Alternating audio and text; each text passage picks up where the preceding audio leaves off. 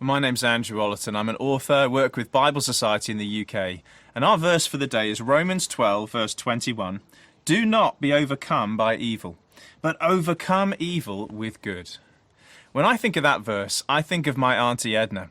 I'm actually in the city of Bath today, and she lived just up the road from here. She was a dear old lady. She used to make clothes for relief agencies. She used to teach the Bible to children. And then one day when she was in her 80s, two thugs broke into her home in broad daylight, robbed her at knife point, taking all of her savings, and then they left.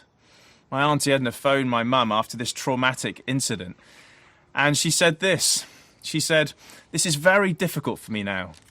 I already had a very long prayer list, and now I've got two more people to add to it." What an incredible response to such an ordeal. So counterintuitive, so countercultural. That's the way of Jesus. That's what Paul had in mind. Don't be overcome by evil, but overcome evil with good. This kind of love can change the world, can't it? One person at a time. This kind of love can bring an end to hate, can turn enemies into friends.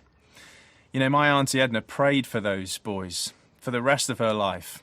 And at her funeral, a few years later, I spoke to someone from the young offenders prison who told me that they'd been caught and put behind bars. And one of them, there in prison, had attended a chapel service, and there he'd given his life to Jesus Christ. I love that story. I think of my Auntie Edna, and I think of this verse. And I encourage us to go into our day determined not to be overcome by evil, but to overcome evil with good.